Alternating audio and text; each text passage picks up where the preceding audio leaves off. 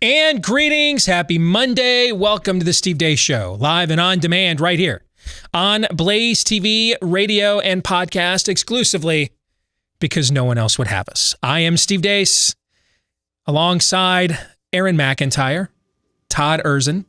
Anything you don't like in this program today, they are entirely responsible for. Let us know what you think about what we think. You can email the program, steve@stevedeace.com. That's DEACE. Like us on Facebook. Follow us on Twitter at Steve Deace Show.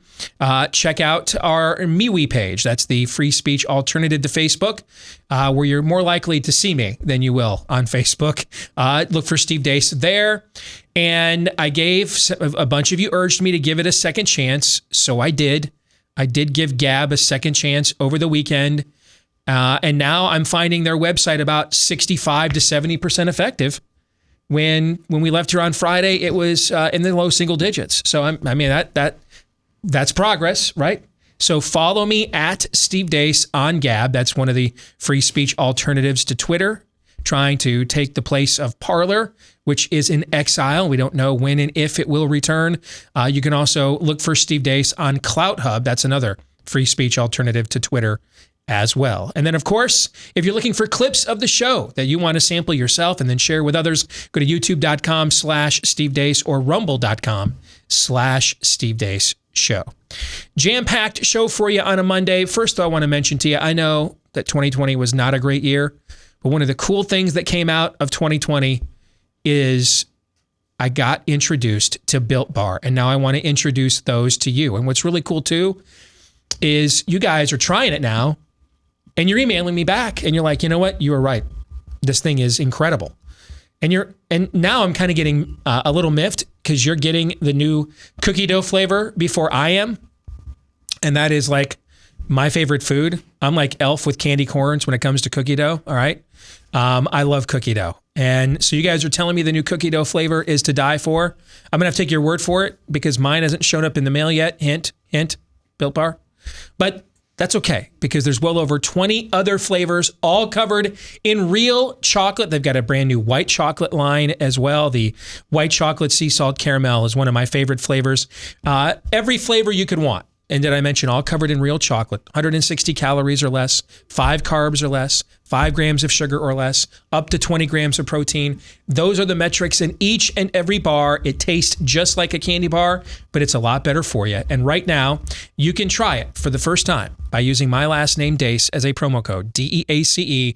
Get 20% off when you go to Built Bar, BUILT, BuiltBar.com. Use my last name, Deace, as a promo code. All right, I mentioned a jam-packed Monday in store for you. Next hour, it's our Monday Town Hall. I figured, you know what? My Facebook and Twitter accounts are probably on the clock. I am strangely now respecting Twitter for continuing. I'm approaching a loss of 15,000 followers now. And I'm starting to respect the persistence of the purge. You know, the way that Patton respected Rommel. You know, maybe this is more of a worthy competitor than I thought. You know what I'm saying? I mean, the level of spite, you know, somebody tweeted back to me, frankly, I'm surprised you're still being allowed on this platform, and I meant it as a compliment. You're not alone. I'm kind of surprised, too. Maybe they thought they would just humiliate me instead and just take me down to like 850 followers. But you guys know, I literally cannot be humiliated. I have like no shame, like none. Like I cannot be embarrassed, right? You remember the movie Armageddon? Of course, with the worst romance scene of all time, or at least the cheesiest between Ben Affleck and Steven Tyler's daughter. It's a fantastic movie, though. And remember when it's about the bleep's about to hit the fan and everybody's trying to save it on that asteroid, and Steve Buscemi has lost his mind and he's literally on the missile, the bomb, riding it? Yes. That's you right now. Speaking of Steve Buscemi, I found an edited, watered-down, basic cable version of Con Air. Oh. One of my favorite schlock films from the 90s. Where he's nuts in that one, too. I love that movie. I love it. Introduced that to my teenage son over the weekend. Yeah. Oh, yeah. Yeah, he loved it, too. He's like, Dad, this is really 90s, but I got to admit, this is kind of cool. That's peak Cyrus the Virus. That's peak Nick Cage, just kind of embracing bizarro world, alpha male. Yes. It's fantastic. Yeah, it is a little bit like when I used to try to watch 48 Hours, the Eddie Murphy, Nick Nolte movie on basic cable, and it wasn't the same film. So much of the lines had to be scrubbed, right? Yeah. It was a little bit like that, okay? But you got the general gist of it there, and Steve Buscemi is insane. Yes. Literally insane in that film as well. All right, so I figured while we still have a Facebook account, since our Facebook and Twitter accounts are basically on notice, we're on blast. At any point, we're getting blasted out of here. All right, so I figured while we still had one, we allegedly still have 130,000 some odd people following us there. We'd go ahead and squeeze in another Facebook Ask Me Anything. Plus, I kind of just wanted to see what the traffic would be on the amount of questions we got. So I've not looked, Todd. You have. Did we get about the same amount of questions we typically do or not? The traffic is down a bit. Okay. Not a lot, but a bit. And I think... Because Facebook is saying my traffic is down 72%. Yeah. That's a lot. I think it mostly speaks to exhaustion and that this thing is a fait accompli now, at least election-wise. I wonder how much of it is, to be fair, how much of it is our own people are ejecting off of these sites because they're tired of them? And it could be that as well. I don't think it's close to like 50-50, but I bet it's more than 10% too, right? Sure. So it's probably more than we are thinking, but it's not. It's obviously I agree. These things are shadow bans or forms of them, but there's another factor playing into this as well, which is our own people are screw these sites, we're out of here. Correct. At the same time, right? All right, so we have a Facebook Ask Me Anything for the Monday Town Hall coming up next hour. At the bottom of this hour, we're going to take a look at a tale of two Republican politicians with our good friend Bob Vander Plaats, one from our backyard who deserves some credit, and then one who came up and spoke in our state. I think it was a Bob's event last summer. And I'm trying to figure out what in the Sam Hill he's apologizing for. All right, so we're going to have that conversation at the bottom of the hour. But before we get to all of that, here is Aaron's rundown of what happened while we were away. What happened while we were away, brought to you by MAGA Insurrection Part 2. Across the fruited plains, armed Donald Trump insurrectionists stormed state capitol buildings, attempting once more to overthrow the United States government. Fortunately, authorities were prepared this time around as tens of thousands of National Guard troops were deployed in every state across the country, including upwards of 20,000 in Washington, D.C., to protect federal property and lives. So many troops were deployed, in fact, that there are now currently more than twice as many U.S. Guardsmen in D.C. at this moment than there are U.S. military personnel in Iraq and Afghanistan combined. Just look at the bloodthirsty MAGA insurrectionists, including this guy in Michigan with a rainbow flag standing next to this person with the Black Lives Matter hoodie on. Anywho, let's sober up for a minute. Why were there tens of thousands of National Guard troops activated this weekend in all 50 states, including 20,000 in Washington, D.C.? Well, as independent journalist Jordan Schachtel reports, it stems from an FBI bulletin which was leaked to certain press outlets last week, warning of a substantial imminent threat to the public. Late last week, FBI Director Chris Wray briefed Vice President Mike Pence that the FBI was seeing online chatter related to Inauguration Day threats. Where was this chatter coming from? Apparently, the Boogaloo Boys movement, a loose conglomeration of Black Lives Matter supporters, white nationalists, and angry young men with nothing better to do with their time, with no central leadership. Furthermore, the Boogaloo Boys had initially advertised an armed protest in all states for this past weekend and has since called it off. So let's boil all this down for you. The same institution, the FBI, which was part and parcel to the Russian collusion hoax, the Ukrainian collusion hoax, and so on, leaked a bulletin to the media ostensibly fearing an armed Trump supporter insurrection in all 50 states, which then sent into motion perhaps one of the largest military responses to a domestic threat in the United States history, all because a loose conglomeration of extremists in an internet forum were bored and decided to make threats. But if you wanted to paint all Trump supporters as armed insurrectionists, what else would you do differently? Furthermore, prosecutors at the Justice Department have walked back their initial assertion that Capitol rioters a couple of weeks ago wanted to, quote, capture and assassinate elected officials. A Virginia man was arrested after he attempted to pass through a police checkpoint in D.C. with fake inauguration credentials, a loaded handgun, and over 500 rounds of ammunition. At least that's how it was initially reported. What actually happened is a private security guard presented unauthorized credentials to police and didn't have proper registration and licensing for the firearms he was carrying and was released on the same day. In other news, Director of National Intelligence John Ratcliffe claims in an unclassified intelligence briefing that China interfered with the 2020 election and that information proving that was suppressed by management within the Central Intelligence Agency.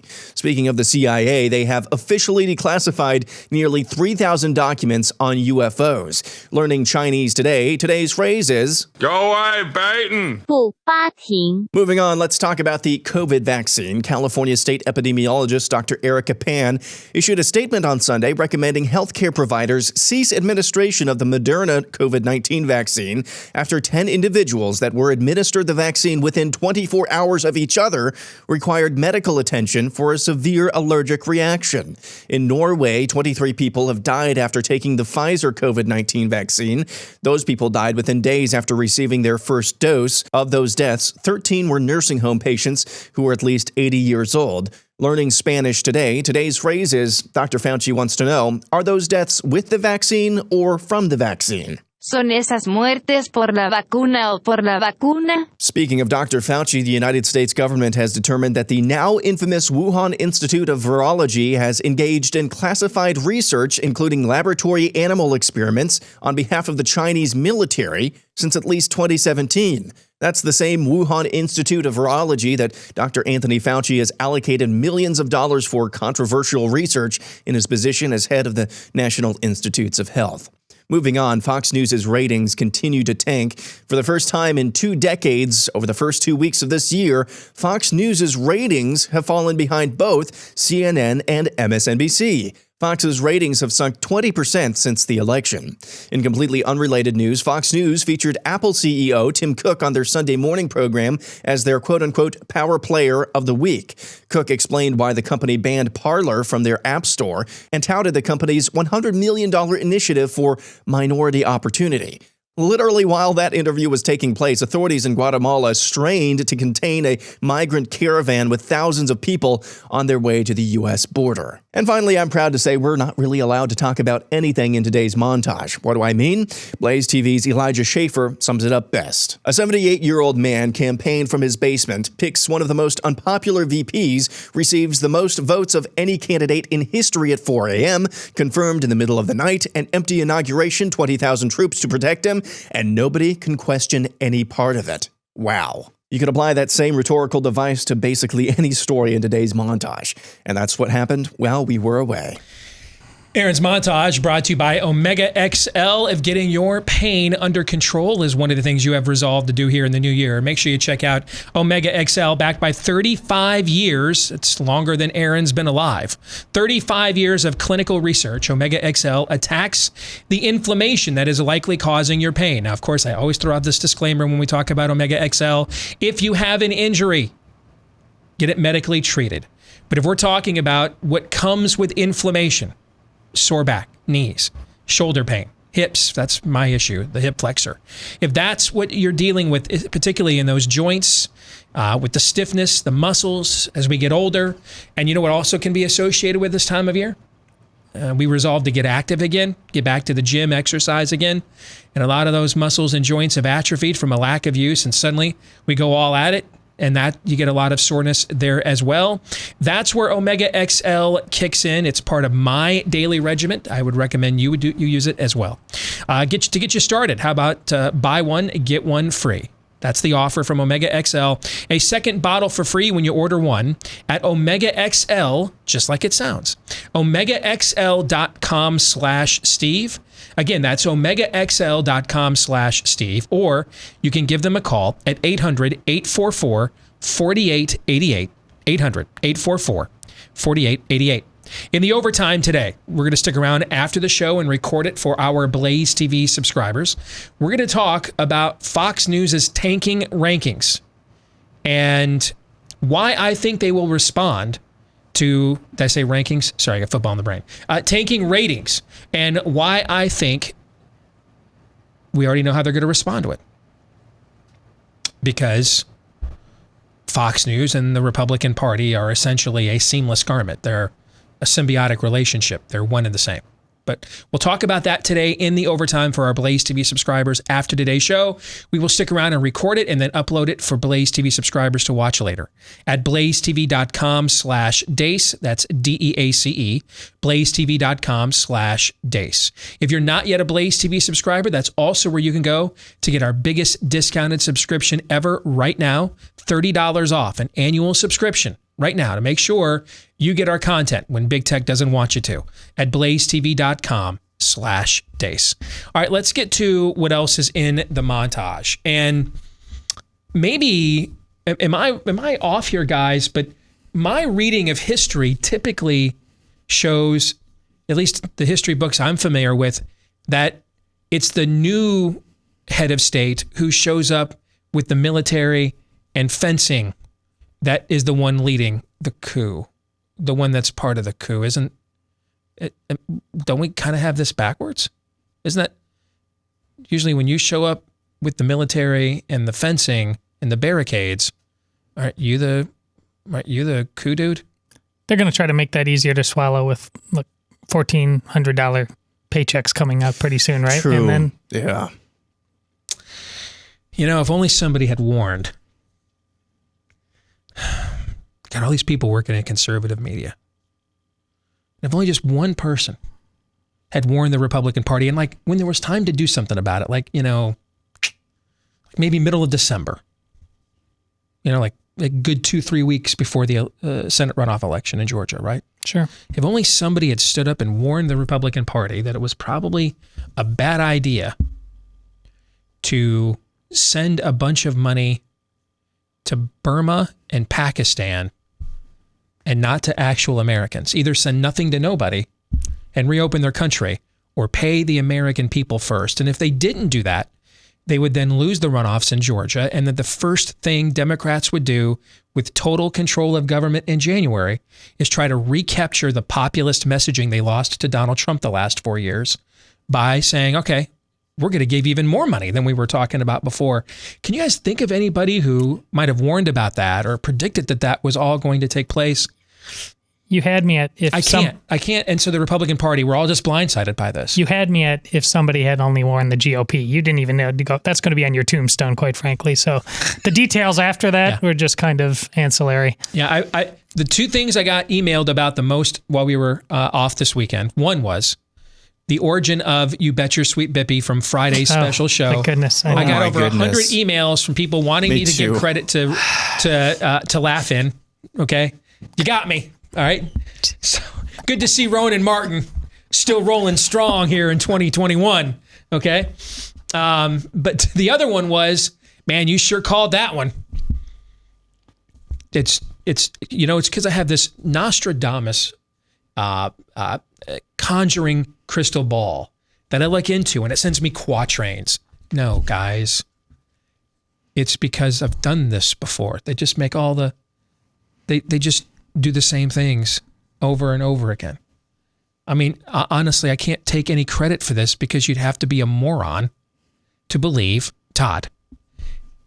Another show here on the Blaze, some other conservative outlet, offers you a chance to be somebody else's number two, somebody else's Riker for 100% more money.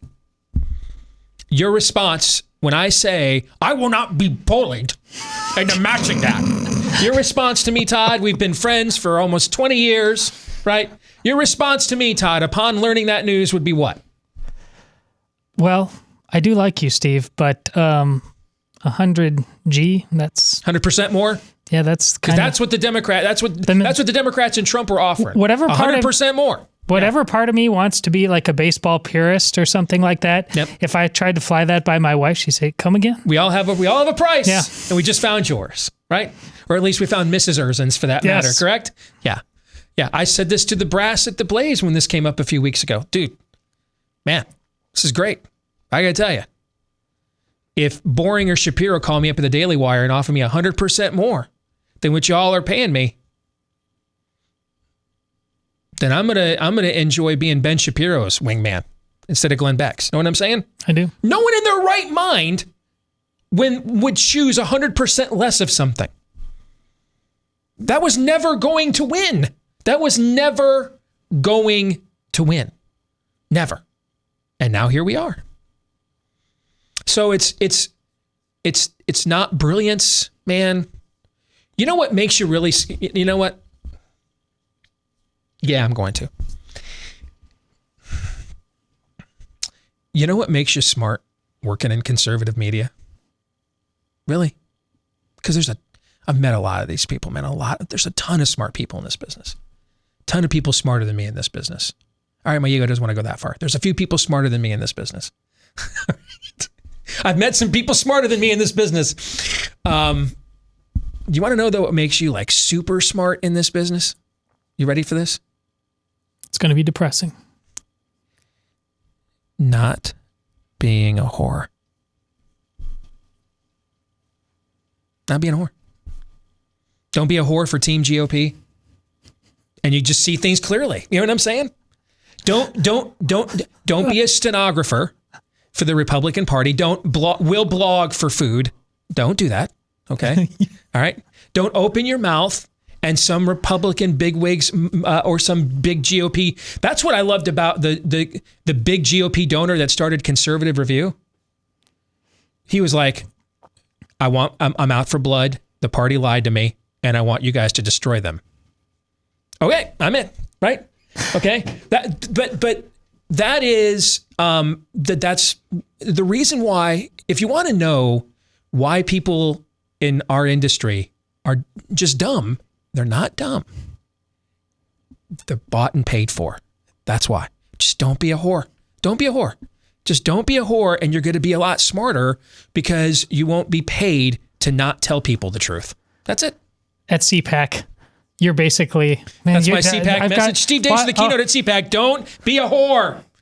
You're like Tom Hanks, Jimmy Dugan in A League of Their Own, where the kids come up to get his autograph. He signs the baseball. Avoid the clap. Jimmy Dugan. That's good advice. That's you. That's life advice everywhere. Right there, kids.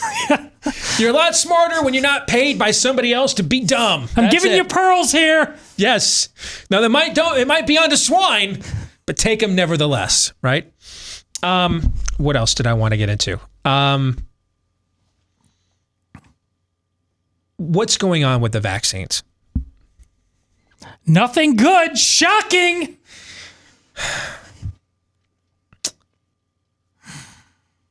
Over 12 years, they tried to get a vaccine for SARS-1 coronavirus. And they got nowhere. They got nowhere. And we were all going to be led to believe that they were going to do this in 6 months. The coming fight over this thing. I hope all of you, within the sound of my voice right now, you guys want action steps, and we've resolved this year to be more action steppy, right? We're gonna give you guys more action steps. Here's what we can all do, right? And the answer is us. That's our theme this year, right? Mm-hmm. Here's what you guys all need to be doing right now. All of you within the sound of my voice right now. Bookmarking, saving, printing off for when these things get scrubbed from the internet, memory hold later, and you go to Google them, but you won't be able to find them because Google's algorithms have put them on the 39th page of listings and no one goes past page 2, right? Okay. As we go along and you see these things and you see these articles and you see what's going on, bookmark all of this stuff. Have copies of all of this stuff, because there will come a time, probably this year, you're going to have to go to a member of your state legislature, probably somewhere to your state and local government, and say, hell no, you're not going to let them treat me like a second-class citizen because I don't want to take a vaccine that has all of these issues. Because that's what is coming. And is already here. Over the weekend, Los Angeles County announced proof of vaccination will be required for students to return full-time in the classroom. Did you see that? I did. Yeah. And they're saying, well, it's not any different than requiring vaccination for measles or for mumps. It's a lot different, actually, because we we have years and years of medical evidence on the efficacy, I should say, and or side effects of those two vaccinations. We don't have any of that on this. And keep in mind, this isn't Ebola we're dealing with here. You know, we are not some tribal nation ravaged by an Ebola-like virus that threatens to wipe us out from a continent. And so we don't have time to test this. We don't have time to know for sure. We don't have years and years to do human trials. We have to do this right now because it's a cataclysmic existential event. It's not. Unless you're over the age of 80 or have 2 or 3 specific pre-existing conditions. This is a 0.2 IFR. Twice as bad as the flu, but still overwhelming odds of recovery and survival. It is not worth risking this. This is big government, big pharma, in cahoots together, driving a narrative. And very soon, if we're not there already, big tech will be their stormtroopers enforcing the Overton window of information. So make sure you are flagging all of these items.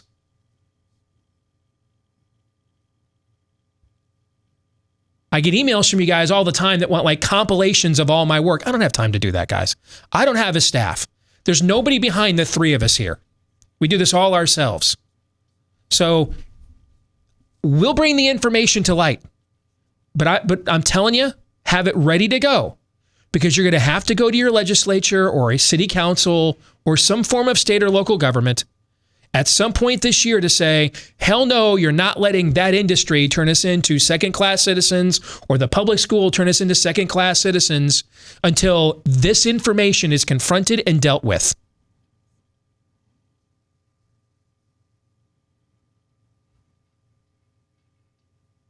Because it's going to get worse.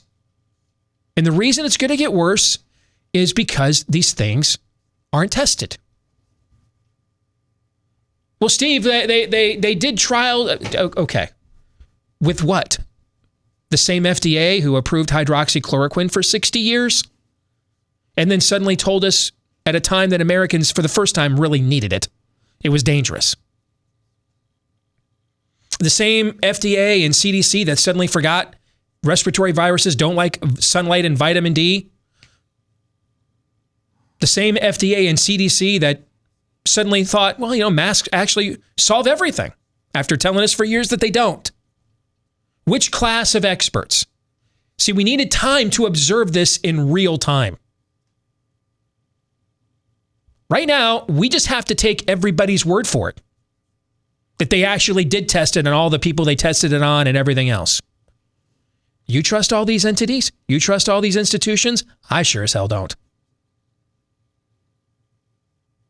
We're in the instant replay, what's a catch phase of American medicine right now. That's a great analogy. Yeah. Did he complete the catch? Did he take a football move? Did he have it in his hands as he fell to the ground, right? Or the tuck rule might even be a better one, okay? Which is even more not obvious. Who knows? These are judgment calls. And I wouldn't be as concerned about it if I didn't anticipate, and if they had not already shown the play, that this will be the cost for most of you and most of us getting our lives back. You know what I'm saying? Yeah. If they were just willing to let this play out in the marketplace and AstraZeneca's doesn't have the side effects that the Moderna one is and it ends up beating it out in the marketplace, I just as soon just let that process play itself out from where I'm coming from. But since they're already signaling to us, you can't be an American again unless you take one of these, then hell yeah, now I'm not satisfied with just letting the market play itself out. Not when people are dying and already getting allergic reactions from it. More in a moment.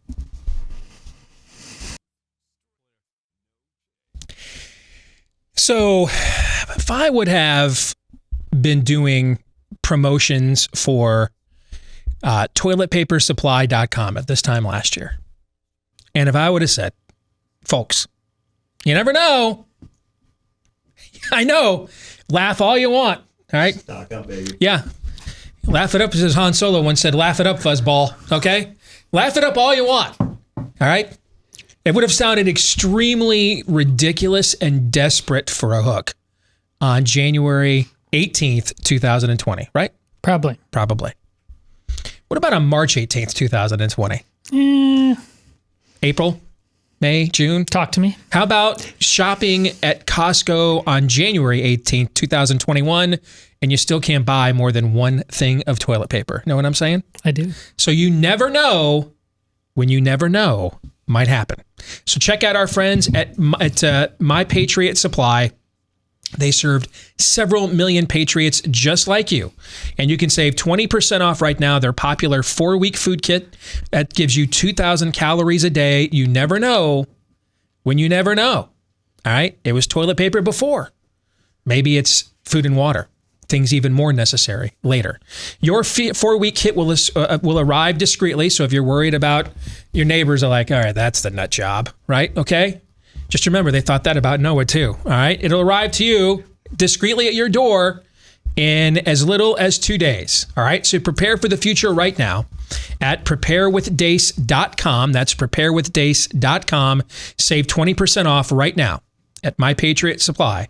Preparewithdace.com. Let's bring in our good friend Bob Vander Plaats from the Family Leader. Good to see you, brother. How are you?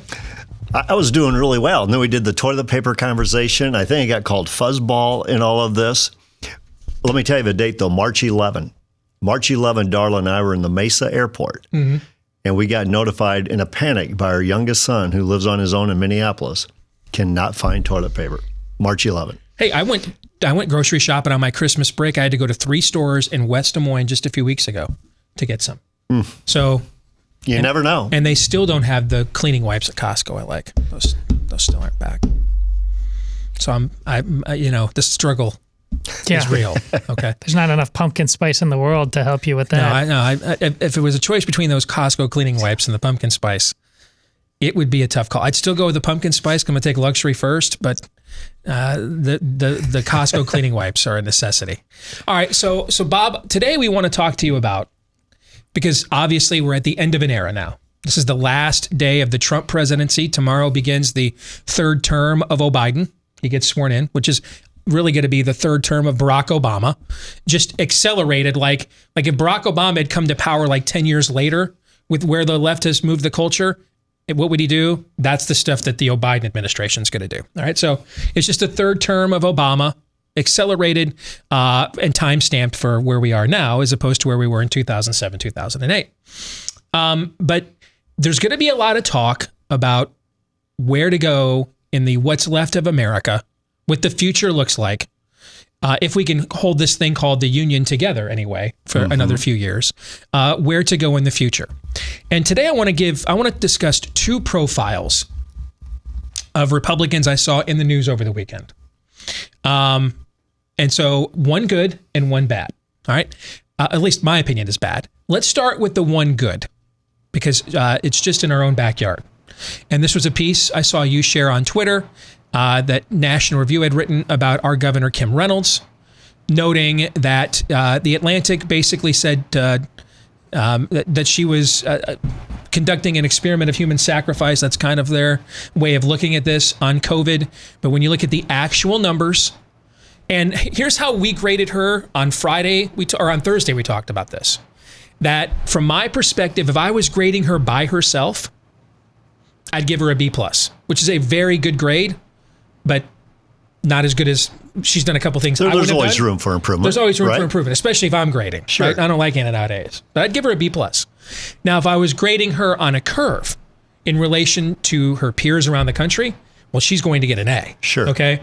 Because, Texas is no longer my relocation mistress. You and I have both been to Texas recently. Mm-hmm. We are freer in Iowa than they are in Texas. Okay? So, with that said, let's give some credit to her for how and for me, it's not so much the decisions politicians make, but why they make them. Even when she has made moves that I think line up with Anthony Fauci, flat earth voodoo junk science, there's at least been like a timestamp on it.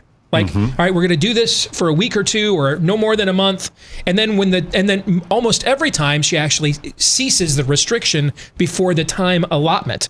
Meaning it's just not open-ended, and we just make it up, and the masks don't work because you didn't triple mask, quadruple mask harder.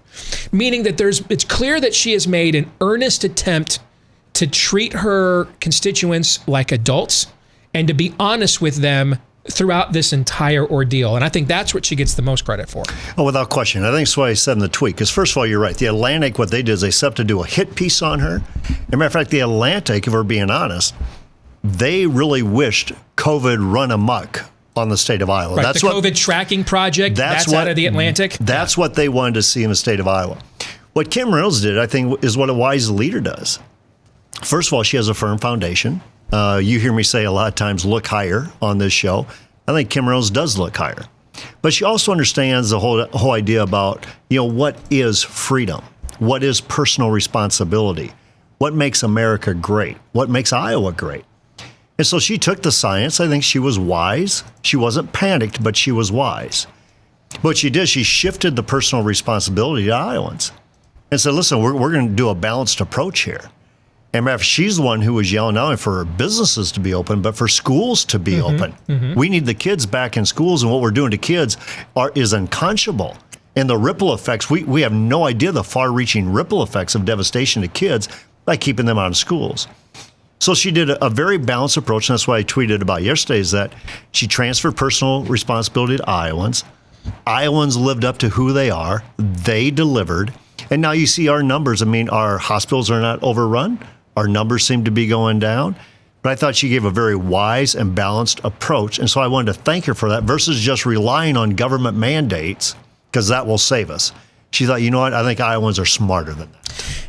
I wanted to start with her first because I think we have to leave some room for grace here. First of all, this is an unprecedented time. Bing. So that's number one. Number two, it's hard to be an ideologue in an executive position, whether it's the principal of a school, head of a major corporation, governor of a state, president, because you're not just making decisions for the people that most agree with you, right? And so it's a fine line. You don't want to treat the people that didn't support you on your way there like they're second-class citizens. One, that tends to fuel their resolve to get rid of you if you do. But two, it's also not really being a good person. But also at the same time, you can't accommodate that element to the point that you lose your own convictions in the process by constantly reaching across so long that you lose your own footing, right? So to give you an example of that, though, Steve, is that when we do the Iowa caucuses, right? And so these presidential candidates come and say, what we're trying to find out is, what's your base? What's your convictions? Why? Because when we know that, we now can extrapolate that to basically determine how will you lead in things that we have no idea. 9/11, nobody knew 9/11 was going to happen. The coronavirus, nobody knew coronavirus was going to happen. How are you going to lead when that stuff happens? And so that's what you're saying about Kim Reynolds. We understand her principles, we understand her convictions, and the extrapolation is how she leads. Right. Look at the process by which decisions are made, even more than you look at the actual decision. You can make the right decision for shoddy reasons and it blows up in your face later on because you can't defend it when adversity hits, or you can make the wrong decision for right reasons, but then eventually when it reveals itself to be the wrong decision because you were making it for the right reasons, you're more inclined to follow a process to undo that kind of a decision, right? So I think when we're vetting the people that want to represent us wearing our jersey, look at the decision process more so than the decisions themselves. I have not always agreed with Kim's decisions. I've agreed with her decisions a heck of a lot more than 98% of the governors in America, would you say, Todd? Oh, for sure. But I have always, and even when I've been critical, I've mentioned this on the show, and I'm not just saying this because you're here and you guys are pals, but even when I've been critical, I have noted to our audience, I respect the process by which she has made these decisions and communicates them. And not only look at her words, anybody else's words, but also look at their record. What have they done? So in the third debate, when she was running for re-election in 2018, the line in the sand for her, she said it right in the debate, was the sanctity of human life. Well, she's also the governor that signed the heartbeat bill. She's also the governor that pushed the Protect Life Amendment. So by that, you can then basically conclude she is for the sanctity of human life. Okay. Let's go to another example, though, that I don't think is quite as good. Now, this guy's not from Iowa, but I think he's been up here to Iowa to speak before here, right? Okay. This is Oklahoma Senator. Is it Frank Langford? James Langford. Thank you. And I believe he's a former pastor, right? He is a former pastor from Oklahoma. From Oklahoma. Yep. All right. Here's the headline from The Hill. Apologizes to black constituents for opposing election results. Quote, what I did not realize was all of the national conversation about states like Georgia, Pennsylvania, and Michigan was seen as casting doubt on the validity of votes coming out of predominantly black communities like Atlanta, Philadelphia, and Detroit.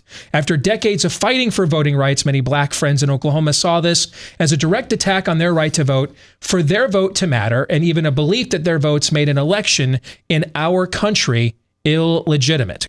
And these are quotes from him, by the way. I can assure you my intent to give a voice to Oklahomans who had questions. It was never also an intent to diminish the voice of any black American. I should have recognized how what I said and what I did could be interpreted by many of you. I deeply regret my blindness to that perception, and for that I am sorry. Over the weekend, it was a poll from CNN, so I mean, you got to have a margin of error of about 20 points. But it was a CNN poll that found 89% of Republicans in America, over 1/3 of independents in America, did not believe the last election was legitimate.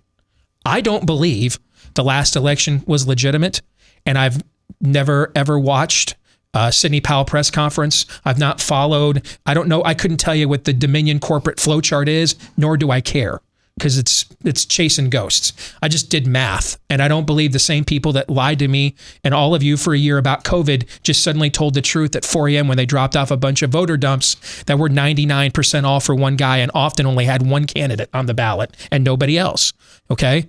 I don't think I have to apologize to a damn soul for wanting assurance, and nor does anybody else, whether they're white, black, or pansexual vegan lizard people, have to apologize for wanting to make sure the process by which this very slim thread called the Union of these United States is being held together right now, the election process, particularly after I got lectured to for the last 4 years that the last guy in the White House, who I didn't even vote for 4 years ago, only got there because Putin had a P-tape of him that he then leveraged into turning him into a Russian asset. And we had to do, on top of that, being told that was not a legit election, we then had to do a 3-year, $45 million special counsel that only then came back and said that was not a real story. Do I have this right so far? You're pretty close. So what in the Sam Hill is he apologizing for? Do you know?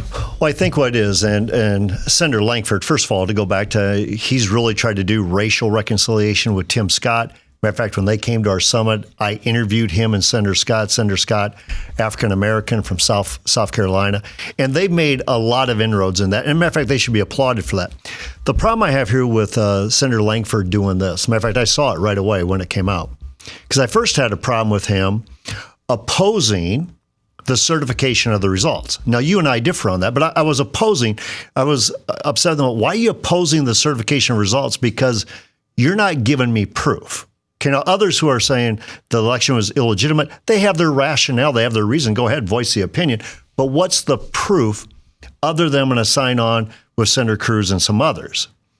The real problem I had with this, the former high school principal and me, after the Capitol gets stormed, after windows get knocked out, doors get kicked in, and all of a sudden this thing's gone way too far, now it's like, okay, now I'm taking my name off of that. I'm going to certify meaning like, I'm trying to figure out what's the foundation, what's the base. Because if you had a problem before the Capitol was stormed, that problem didn't go away because the Capitol was stormed. So I started questioning, what's that then? And then when was apologizing because I've offended some African Americans? No, what you're probably doing, you're standing up for some African Americans. Because what you're really talking about is the integrity of the vote. Whether it's Steve Deace's vote, who is white from Michigan, who resides in Iowa, or if it's Tim Scott's vote, who's an African-American who resides in South Carolina. We all want authenticity, transparency, and integrity in elections. There's nothing to apologize there for. So my problem with Senator Langford is it was kind of, I'm here, but now I'm here, and now I'm here. And that's where I'm like, what foundation are we running off? I mean, I'm all for building relationships with people who don't look like you, who don't think like you, who don't act like you. For us as believers, that's kind of loving your neighbors yourself, right? I mean, to do that, I get that. But that doesn't mean we have to apologize for something that we just want to be fair and a high level of integrity. You know this because we've been friends for a long time. I've mentioned this to the audience before. I mean, the first foray I ever made into turning my show into a tool of activism was on a local basis here in Des Moines, via racial reconciliation, getting the first black school member, I believe, ever elected to the Des Moines School Board, Narcissus, who was one of my best friends. Here's what I learned. That doesn't happen by weak pandering, because it goes to what you just said a minute ago. If you really believed something, and then when you saw that there might be consequences for it that you don't want to have to confront, and then you suddenly switch, I don't know what you believe now. You have to start by coming into this with some form of integrity. You know what I'm saying? Like, I have a consistency of belief system. Secondly, a lot of us, I didn't, my ancestors got off a boat at Ellis Island and were a bunch of Sicilian wops and Dagos. I don't have to apologize for a damn thing that happened in 1863, 1864. They weren't even here. Secondly, I wasn't even born until 1973. I don't owe anybody anything or any repentance whatsoever except for the sins I have committed. For a pastor to assume corporate sinfulness on people is a direct repudiation of the Word of God, which says we are held accountable as individuals, right? To just visit the sins of other generations upon future ones, or this one, I don't even think that's even a biblical notion, let alone terrible politics. I think, the bigger thing, you've hit on it, is so you're contrasting, say, Governor Kim Reynolds and, say, at this point, Senator Langford, who is really a good guy. It's just in this instance, I'm like, I didn't know where you were at. What's your decision-making process? With Kim Reynolds, you understand, I know where you're at. And Kim Reynolds, just so your audience knows, 30 seconds. She came under intense fire and heat from the press. She got vilified as governor, and she still stood her ground because she understood her convictions and what was best for the state of Iowa. That's what we're asking for Senator Langford or any other elected representative. Good stuff, man. We'll do it again soon. God bless. Hour 2 is next. Ask Me Anything, our Monday Town Hall. Stay tuned. Back with Hour 2, live and on demand here on Blaze TV, radio, and podcast. Steve Deace with Aaron McIntyre, Todd Erzin, and all of you. Let us know what you think about what we think. You can email the program, steve@stevedeace.com. That's DEACE. Follow us on Twitter at Steve Deace Show, and then Facebook, MeWe, CloutHub, Gab. Look for Steve Deace at each and every one of those places. YouTube.com/Steve Deace, and then Rumble.com/Steve Deace Show. That's the new free speech alternative to YouTube. If you're a podcast listener, we love and appreciate you just as much as everybody else. Please show your appreciation for us by hitting the subscribe button if you haven't done that yet, and then leaving us a 5-star review if you have yet to do that as well. Regardless of podcast platform, the more of those we get, the more it helps the show to grow. And we want to thank all of you for doing your part that have already done those things. Also want to mention my new book is out right now. Get your copy at Amazon.com. A Nefarious Carol. See what happens when the devil himself tries to tempt a desperate young woman into being a partner with him in the culmination of his master plan for humanity. The conversation that goes on here one night in a motel room between the devil and our young heroine is exactly what's going on in the hearts of each and every one of us and our countrymen right now as we speak. So get your copy today at Amazon.com. I've heard from a ton of you that have read the book already and loved it. If you are one of those people, if you haven't done so yet, leave us a 5-star review over at Amazon.com. And A Nefarious Carol, it is the novella sequel to my 2016 book, A Nefarious Plot, which we are turning into a movie as we speak. Got a big meeting today about that I'm looking forward to later this evening. So that and more, hopefully more news to come on the Nefarious Plot movie here in the next few weeks and months. What else? Oh, let me tell you about Omaha Steaks. You ever wonder what makes those steaks so darn good? It is the aging process. They age their steaks at Omaha Steaks at least 21 days because that's kind of the sweet spot and where the magic happens. And right now you can try those mouth-watering steaks in their Butcher's Best Sellers Grill Pack. That's 4 of their iconic fork-tender Butcher's Cut Filet Mignons, 4 juicy, ultra-juicy burgers, 4 savory pork chops, desserts, and so much more. If this has aroused the carnivore in you? Go to omahasteaks.com, enter my last name, Deace, into the search bar for a special price on that Butcher's Best Sellers package. Omaha Steaks been a leader of gourmet steaks and foods since World War I, or the last time we had a worldwide pandemic. Butcher's Best Sellers package at omahasteaks.com. and type Deace into the search bar to get this deal. You don't want to miss out. omahasteaks.com, enter Deace into the search bar. All right, let's get to our Monday Town Hall. First time we're going to do one of these here in 2021. It's our monthly or weekly Ask Me Anything, and I figured while we are still by our benevolent overlords, you can already see the Biden administration is already saying, you're already seeing it from legacy media. They're now threatening to repeal Section 230 on big tech because they are not censoring enough. Right. So take advantage of the 130,000 people that are supposedly still following us on Facebook while we can. It's our weekly Ask Me Anything Facebook edition. No topic is off limits. It just had to get Todd Erzin's interest. So Todd, you select the questions, right? I do. You feed them over to Aaron? I do. Aaron, you may fire when ready. We'll start with Chad Helmy. Kind of sounds like Chad Henney. Anyway, who or what is QAnon? I don't watch TV. I'm on conservative social media all the time. I have no idea who or what this is. I just know that liberals blame QAnon for things they want conservatives to be guilty of. I'm in the same boat, by the way. Is it QAnon or QAnon? I've heard it pronounced both ways. Okay, so I first heard about QAnon when we were still doing the sports show with Curt Schilling, future Major League Baseball Hall of Famer, all-time World Series great. And he just happened to mention, yeah, these QAnon people are like going crazy on this right now. And before we were going on the air, so what would happen is I'd come in the morning to do that show with Curt. 15 or 20 minutes we'd spend just talking about what was going on in politics first, just off the air, and then we do our show, okay? And that was the first time I'd heard the term. I had no idea what it was. You have to understand that in the 2016 primary, I was on the side of people fighting back against the folks that were posting the green frog,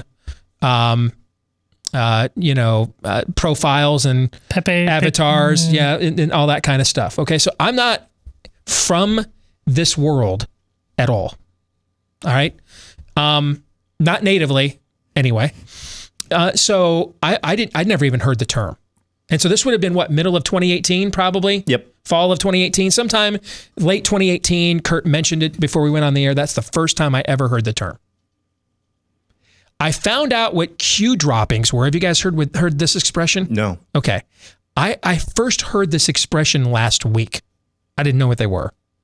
But apparently in this crowd, people wait around for Q droppings where he tells them or they, I don't know if it's a person or a group of people, what's really about to happen and what's really going on, I guess. And they're called Q droppings. On purpose, because, Chad, I could see last year that big tech and legacy media were planning to do exactly what you just said. I made sure I had no interest in visiting it anyway, but I made sure never to do so because it was clear that they were eager to brand all of us as that. To brand all of us as that. And let's go back to the 2016 primary. I told you during that primary. Now, I'm not here to relitigate the primary. I've made my peace with it. I thought Donald Trump was overall a pretty good president.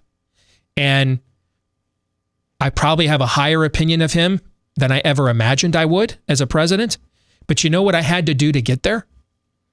Really not pay attention to him or his Twitter account most days and just look at how they governed. Because the persona I don't like. I'm not a fan of it on any level at all. And if I subjected myself to it, I don't watch rallies unless they ask me to speak. I wouldn't turn out a crowd of that size. but I'm not interested in being a spectator at that thing at all. I'm not really interested in Trump as a brand at all.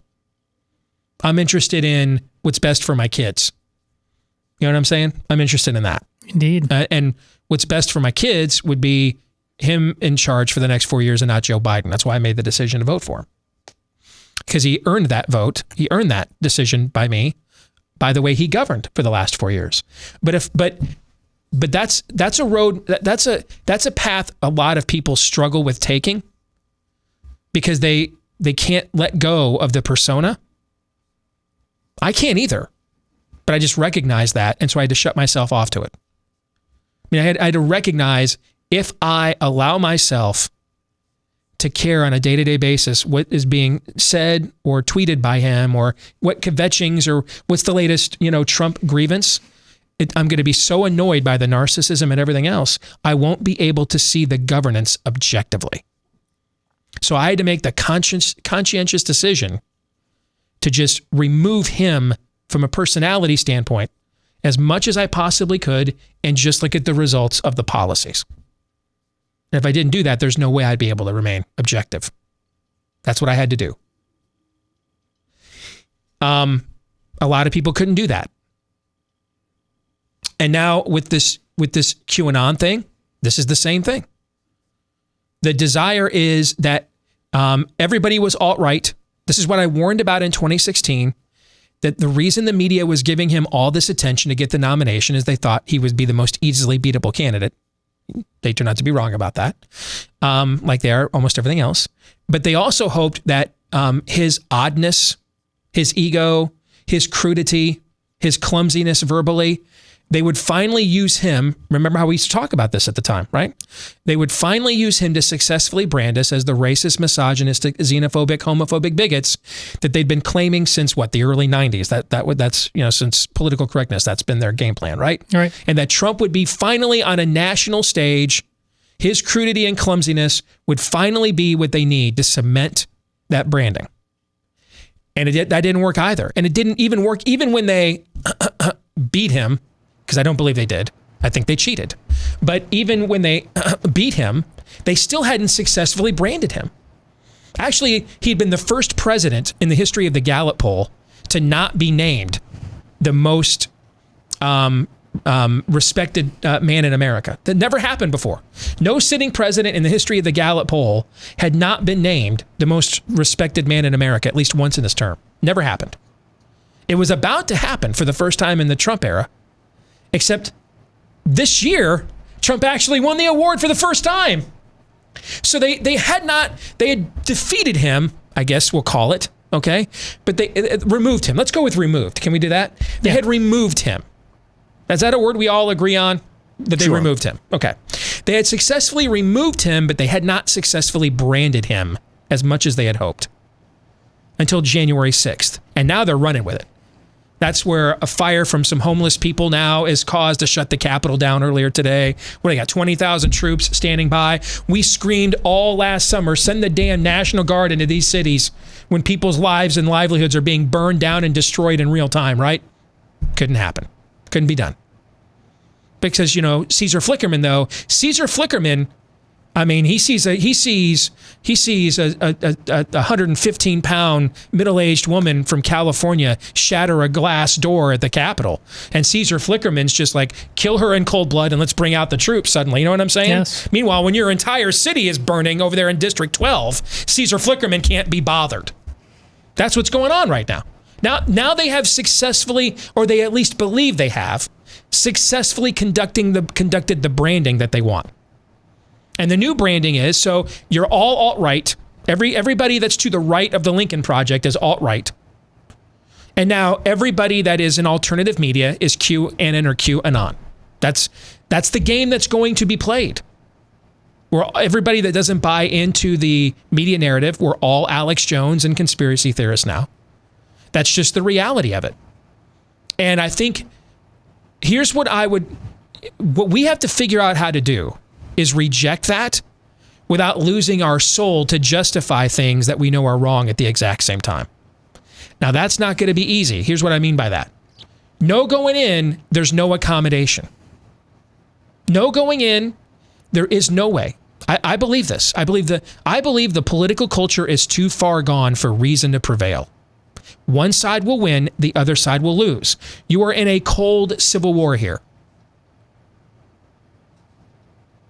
And the only reason it's not going to go hot is because both sides can't find a better place to live. But it's going to be cold. That's the mutual assured destruction like we saw in the 80s. Couldn't win a nuclear war. There were too many missiles pointed at each side. So it wouldn't go hot. No one would push the button because it was mutually assured destruction.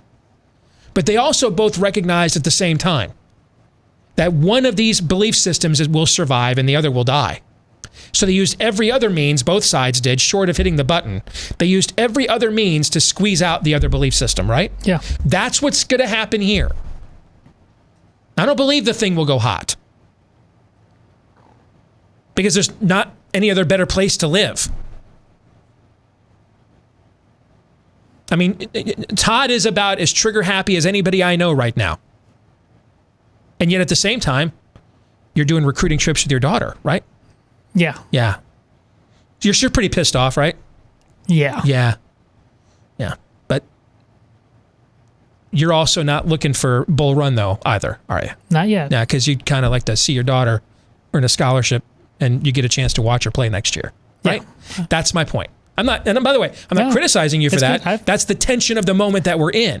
We talked about this privately last week, the level of schizophrenia you have on any given day, thinking about trying to pass on the good life to your family while knowing it is like almost a razor's edge on any given moment. Yes. So there is no. I've compared America to the couple that stays together just for the kids and what that means for years. You've heard me say that, right?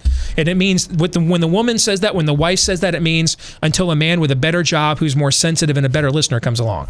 And when the husband says that, it means until a woman who's prettier and it comes along. But they both mean in their own way until a better offer comes along. That's what it means when I'm in this for the kids. That's what we are as a marriage, as Americans. But there isn't a better offer on this planet right now. There isn't one. And I don't see one on the horizon anytime soon. So I also don't think this thing's going to go hot for that reason. Unless we just completely let Lord Nefarious have his way. But that's what it would take. He would have to give us the nudge. What you're going to see instead is a cold civil war. Because we have mutually assured destruction if this thing goes hot.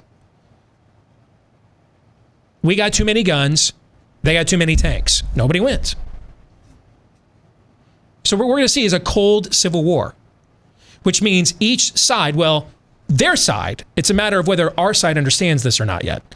Their side will use every other means possible to leverage our belief system out of the marketplace. Every other possibility. So look at what went on between the Soviet Union and the Americans in the 80s. Embargoes, blockades, right? Those sorts of things. That's what's going to happen here in their own way domestically. Our side needs to recognize this and respond in kind, or it's going to get eradicated. Peace through strength works domestically as well. They need to be politically punished when they go too far, and punished severely. Otherwise, they'll just keep going that far. That's what I mean by that. And we need to recognize, now, we don't become liars, but stop striving for truth with them. Not interested in it.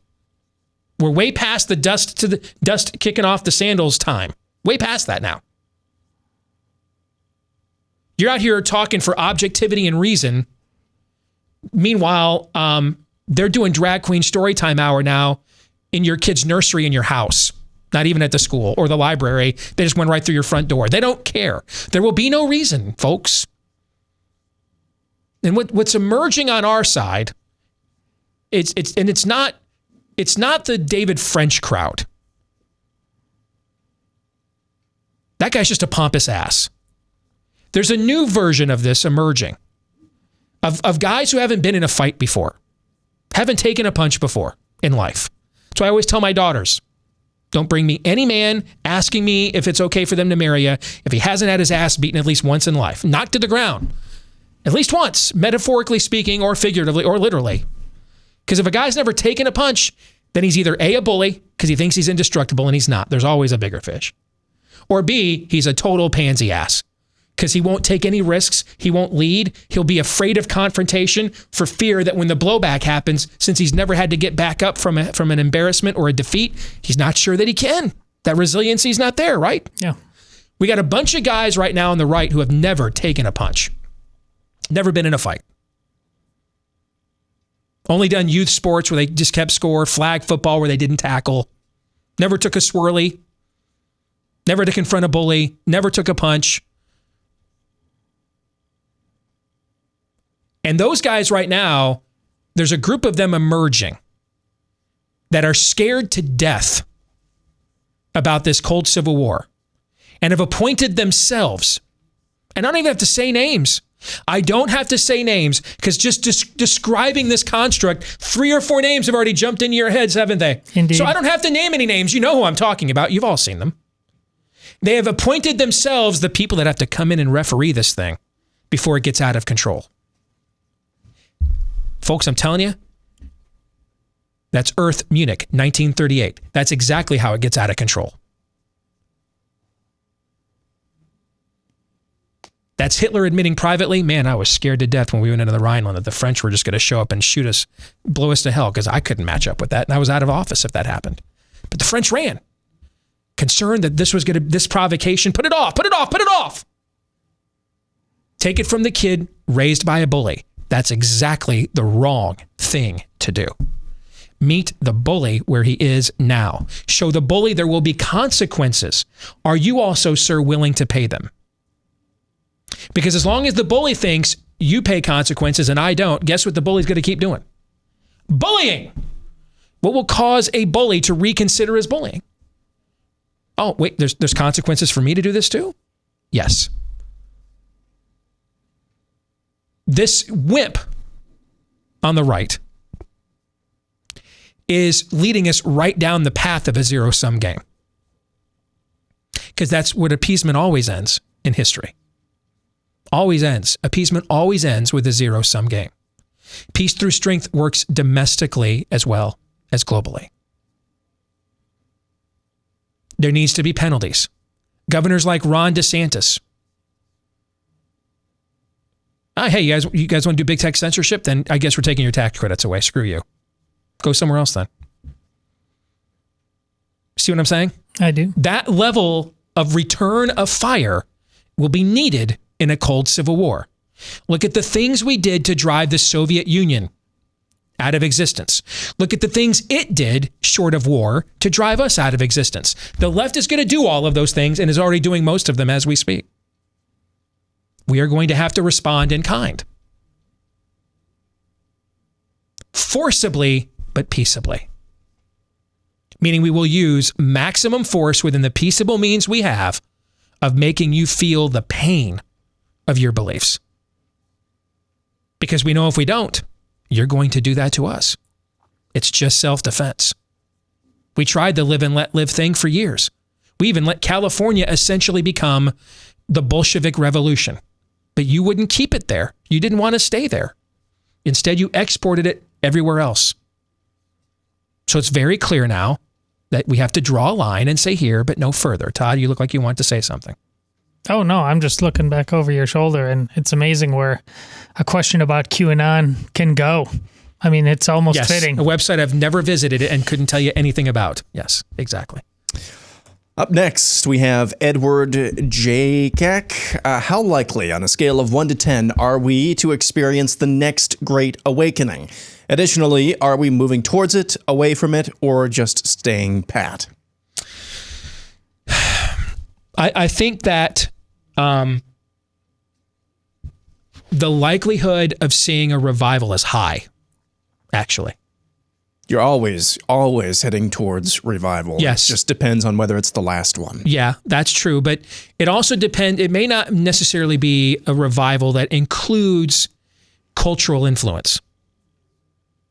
It could be a revival like what you see in China, where right now, if you look at demographics evangelistically, it is more likely that you will become a blood-bought believer, a redeemed believer in Jesus Christ if you are born in Beijing than if you are born in Boston, Massachusetts. The church in China is massive and exploding. It's just underground and not really any kind of influence culturally at all. Meaning it's purely, it's the Christians in Cappadocia hiding from the Ottomans. You know what I'm trying to say? Sure. I mean, it is there. It is vibrant, and it's affecting and changing lives. But above ground, on a macro level, if you just walked the streets of Beijing, you'd have no idea that it was there. If the other side wins the cold civil war, I think that's what your revival will look like.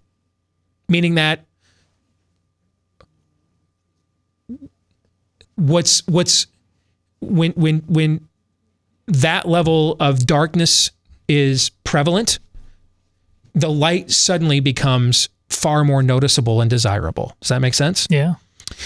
I think our side can only win a cold civil war if we see revival before that. I don't believe we can win one without revival. We've lost all the institutions. We can't. I don't think we can win without one. I don't. Want me to lie to you? No, never. So I'll tell you the truth.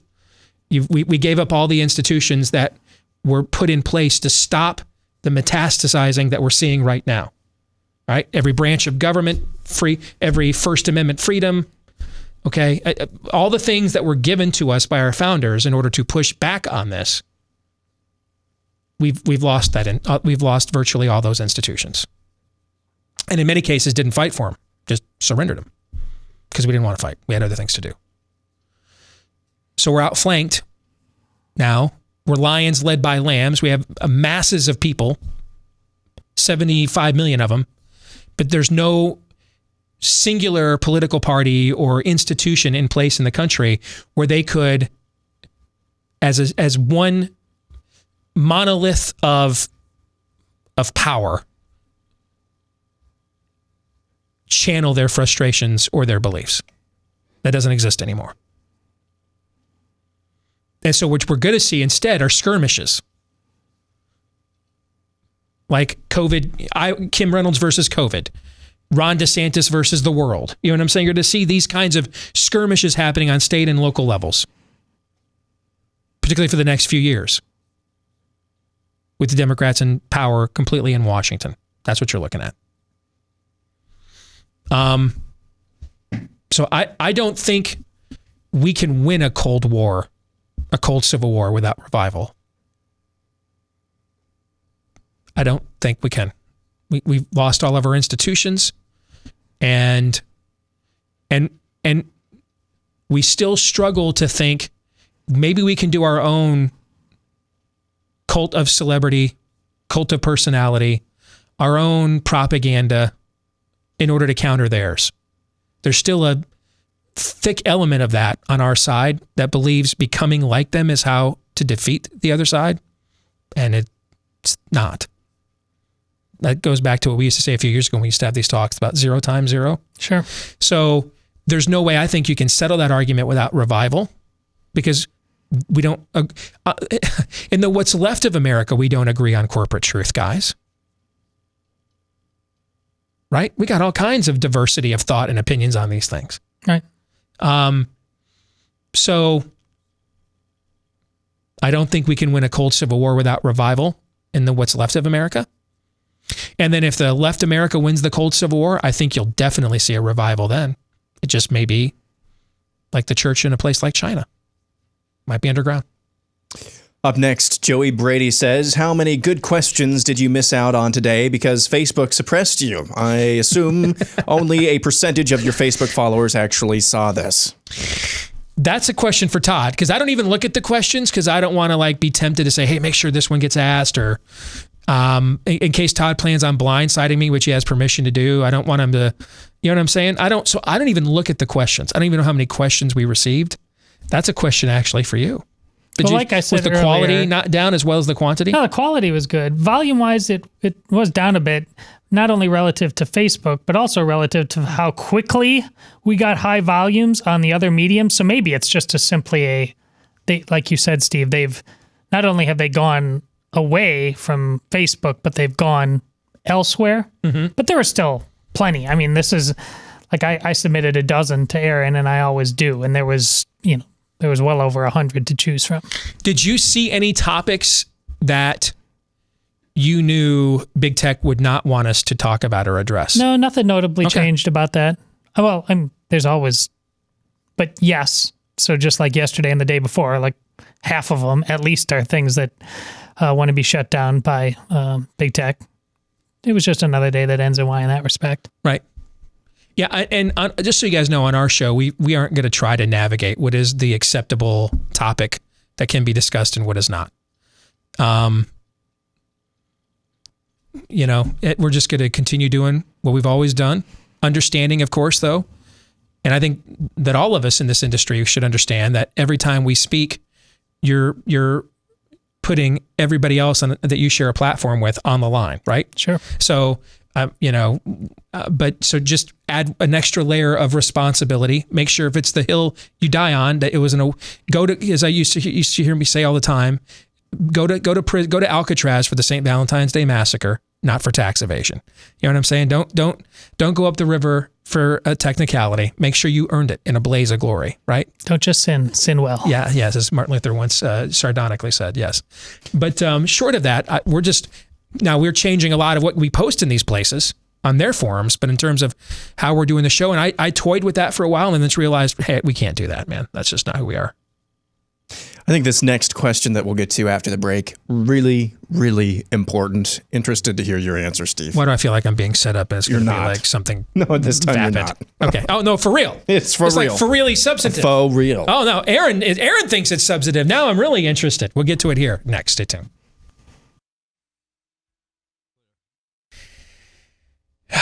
Everything going on these days, it can be hard to get stressed out.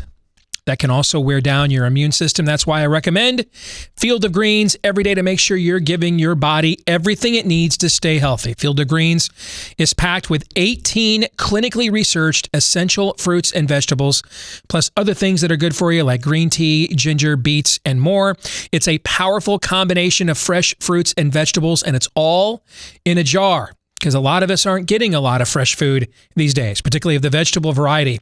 But Field of Greens will supplement that for you. It can help you support heart health, your immune system, metabolism, blood pressure, digestion, because it's probiotic, and more. It's good for everyone, old, young, even athletes in the house. If you have one of those, just put one scoop in any glass of any water-based drink, mix it together, and you're done. It takes just 2 seconds, and after a while, you're going to feel the difference. If you want to give it a shot, go to BrickHouseSteve.com. That's BrickHouseSteve.com and get 15% off your first order with the promo code Steve at checkout. It's the easiest and fastest way to start living a healthier life, and it's available in multiple flavors now too. All right, so BrickHouseSteve.com, promo code Steve, 15% off your first order at BrickHouseSteve.com. Let's continue on with our Monday Town Hall. It's our Facebook Ask Me Anything, and Aaron, you have hyped this question up. It better not suck. TJ Little says, although there were many to choose from, my least favorite phrase of 2020 was, blank will ruin my witness. I had many conversations with believers where we would find agreement on the particular issues, lockdowns, masks, President Trump, etc. But the conversation would end with them concluding that since perception is reality, they need to comply with the popular narrative for the sake of witnessing to their coworkers, families, friends, and neighbors. As believers, is our witness harmed by how our speech and actions are perceived by the world around us, or by how our speech and actions conform to God's word? Obviously, it's the latter. Without question, it is the latter. But I don't want to set up a false choice here either, where public perceptions, we just act like we don't care. Let me take this out of our current context, where emotions are high, and put it in a historical one. In first century Rome, Christians were the revolutionaries. They wanted to topple the government, right? Yeah. They were enemies of the state. And I'm sure that some of the conversations they had to have, and I think this is played out, by the way, in both Paul and Peter, what they say in various epistles about honoring the king, being a good citizen. I think this is an acknowledgement at the time that because they represented a new heaven and a new earth, a new kingdom that is not of this world, that it meant that it had to be a threat to the kingdom in charge of this world, which is true, but just not in the way that the earthly kingdoms thought. Do you see what I'm saying? Sure. Meaning that it sought to change the hearts and minds of the citizens from the inside out, more so than just power to the people, vote populi. That's not the revolution that it was after. It was not really after revolution at all. It was after transformation. And when you have enough transformation, that then revolutionizes a culture, right? Yes. Okay. I'm sure, and I think, as I just mentioned, we see references to it in Peter and Pauline epistles, that there was concern that we would bring on undue force, undue persecution upon ourselves if we conflated those two things. Meaning, if Nero or Caligula does it, that's a them problem, right? But let us not be the ones that instigated that at the exact same time. Does that make sense? Yes. Okay. So while clearly, and I am absolutely in the corner of, it isn't how you say something, it's what you're saying. There's no nice way to tell Caesar no. There's no nice way to tell the health inspector, listen, ma'am, I'm really sorry. I'm sure you're really a sweet person and doing your job, and God bless you, and I'm happy to pay taxes for your salary. But if I don't open my salon up, all these single moms right now are going to lose their homes and their apartments and their cars, maybe have their kids taken away from them. I'm sure you understand I really need to do this right now. Is that going to work? Nope, not going to work. There's not a nice way to tell a state that believes it's all powerful no, right? Mm-hmm. So don't fall into that trap. But we also cannot ignore either that there's that we don't have to needlessly rattle the cage of an all-powerful state at the exact same time, I guess is what I'm trying to say. Sure. All right. Let martyrdom be a choice that is foisted upon you. Don't walk up to the centurion and say, hot damn, that's a shiny sword. You mind if I fall on that for you? Don't do that. Right? Right. So don't fall for a false choice. Understand also we're not dealing, when we talk about our beliefs or live them out, the people we're modeling those to are people. They're not constructs, and people are complicated. So you have to make some accommodation for that. You just can't change your convictions for that accommodation, which is what, when most believers say we have to win in Rome, do as the Romans, that is what they mean. What they mean is they want to avoid confrontation. We can't do that either. But it doesn't necessarily mean we go begging for confrontation at the exact same time. There's a tension there. Absolutely. All right, moving on. Right. We'll go next to Corey Sinich, who says, I am an evangelical in my mid-30s. And in the past few weeks, I found out a bunch of people, mainly boomers, have been listening to evangelical quote-unquote prophets saying Trump will still be president, just keep praying. Luckily, I have no clue who these well-known prophets are, but how damaging are these types of people to a conservative movement, and how damaging is it to Christians to put so much faith in a politician to save them? I think it's very damaging. I think it's a cult. And I think the whole thing about Christian nationalism is largely a canard. That's true. Used by leftists, used by people who don't want to have to take a stand in the times in which they live, or don't want to have to expose that their beliefs are actually unchristian. So this is a canard thrown up there to justify not doing anything, right? Yes. But if you want to know what would a form of Christian nationalism look like, and I'm of the belief, by the way, attaching anything to Christian, attaching anything to your identity in Christ is a high risk of idolatry. High risk. But if there is a such thing as Christian nationalism, it looks like what's in your question, Corey. Do those same people show the same level of resolve when it comes to praying for their prodigal children, praying for their unsaved family members, praying for their neighbors? Chances are there's only so many hours in the day. I'm guessing the answer is usually no, right? Right. And The word is very clear to reject people who make prophecies that don't come true, right? Yes. It's pretty clear about that too. And so, yeah, I mean, I think we cannot forget, and needs to be reset. There is a cultish factor around Trump. We have talked about that for years. It does exist, particularly people that come out of the TBN world, of the Paula Whites, etc.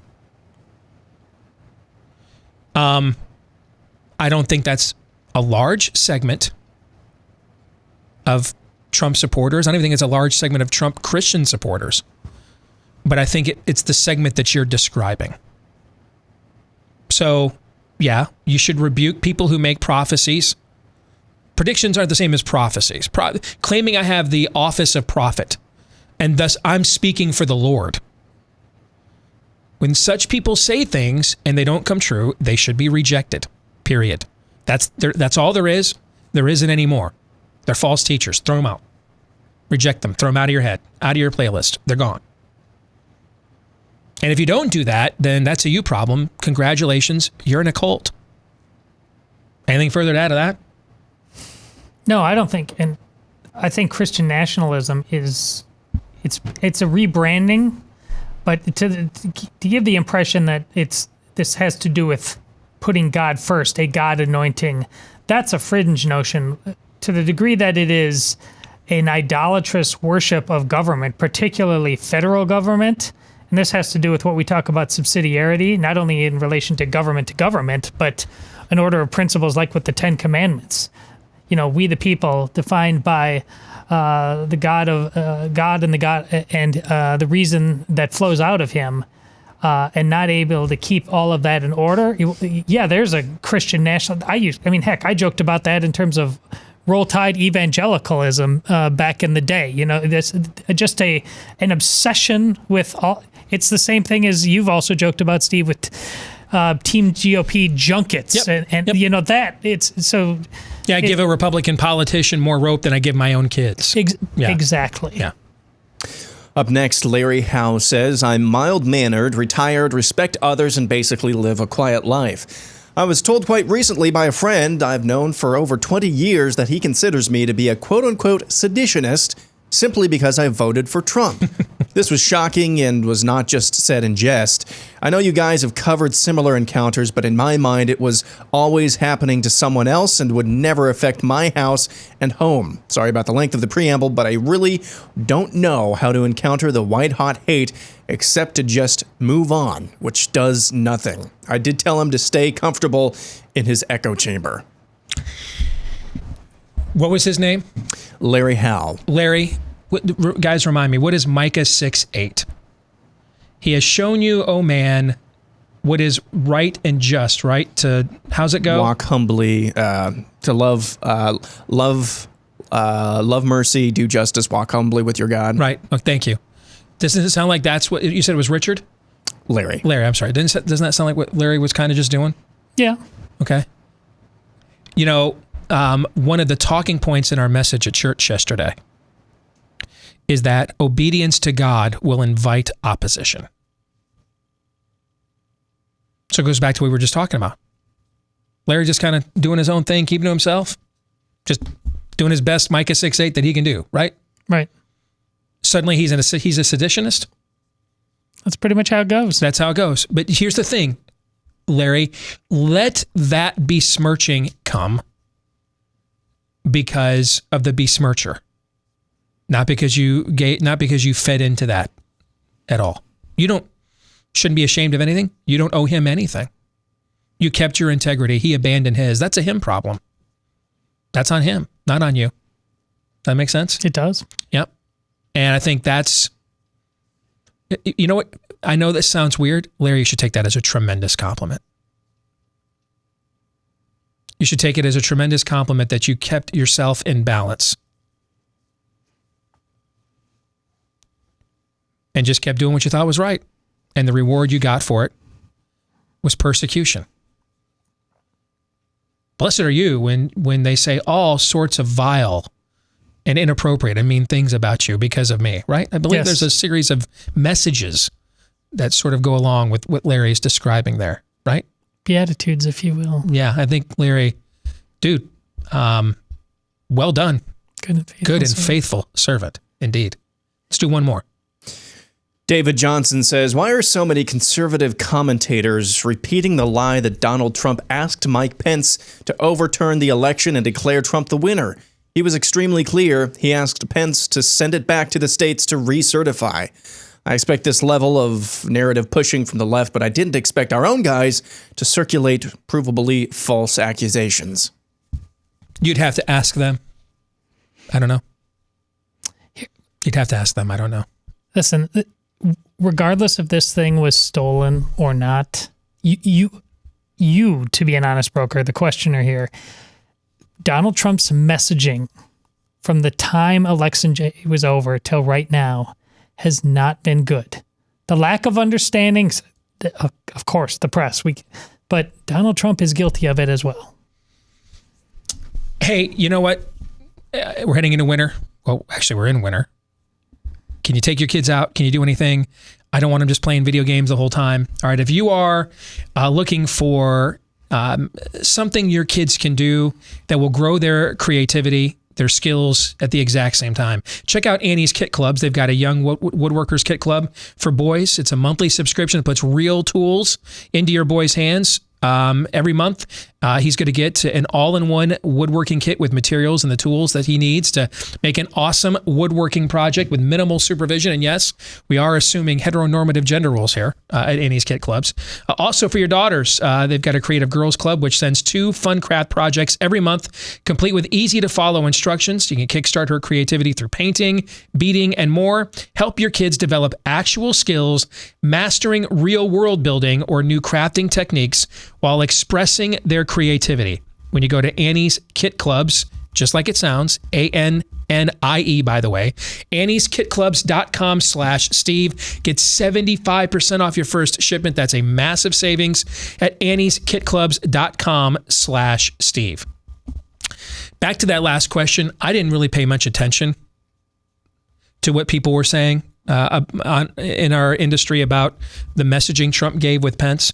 Because again, I just removed Trump from every vestige of my analysis, his personality, what he says. Otherwise, I can't look at it objectively. It annoys the hell out of me. Some guy said to me, I bet people didn't like King David's persona either. I'm like, I don't know. Never seen any file footage of his speeches or rallies, and I don't know how he tweeted, so I don't know what that comparison means. All I cared about was the idea, and what I rejected is the idea that we stand here and hold up a 9-level of fealty and depth that may not even be right, by the way, but is some person's view of it. We hold up some obscure 9 layers of fealty to the 12th Amendment, while the guys on the other side just are burning and trashing every other amendment that we actually care about and know what it says, including amendments we haven't even come up with. That's the paradigm I rejected.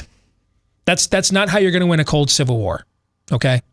You don't abandon who you are, but you don't pretend your enemy isn't somebody that they're not either. Okay? I mean, to me, the idea that we're going to die on the hill of the 12th Amendment and hand the country over to people who don't care about amendments 1 through 10, let alone the damn preamble, that's a loser argument. That is a loser argument, meaning that argument is how you lose your civilization, period. You don't gain anything. There's no integrity gain there in my view. Obviously, I think that. If I didn't think that, I probably would have had the other view, right? Right. All that leads to is a loss, a giant L. That's it. We're going to stick around, do the overtime. For the rest of you, John 3:17.